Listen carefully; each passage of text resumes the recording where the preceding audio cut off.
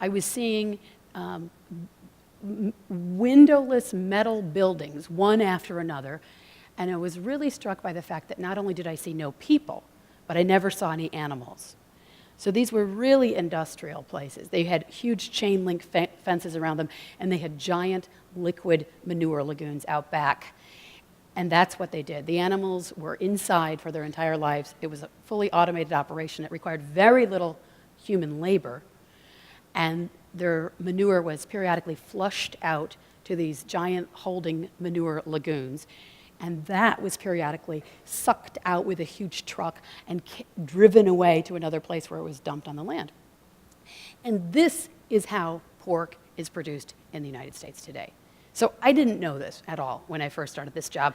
And then I went to North Carolina, and I saw almost exactly the same thing, except for worse, because North Carolina is the #2 hog-producing state in the United States, and all of their production is that style. In Iowa, which is the #1 hog-producing state in the country, there's actually still some traditional farming going on of pigs, but not in North Carolina, because it was basically just something that was done on an industrial scale right from the start. It's not a traditionally, it's not a hog-producing area traditionally. There were always some pigs there, but it wasn't a major hog-producing state.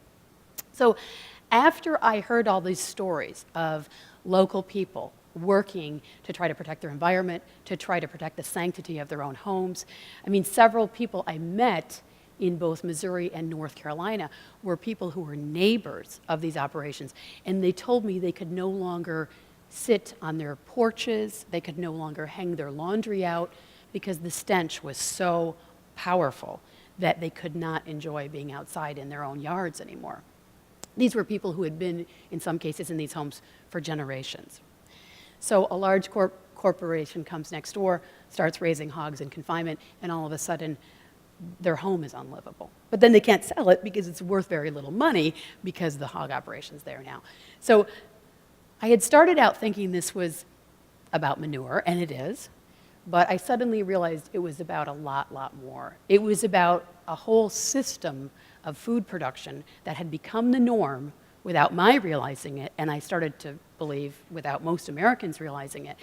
And it was a system that was inherently polluting, inherently cruel to the animals, and that was completely based on corporate and political power rather than local control. So all these things, I mean, I was a city commissioner in Kalamazoo for 4 years. Obviously, I really believed in local control and the importance of that.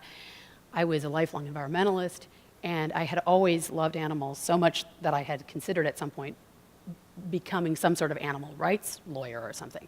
So this, all of a sudden, I realized this issue brought all of my interests together.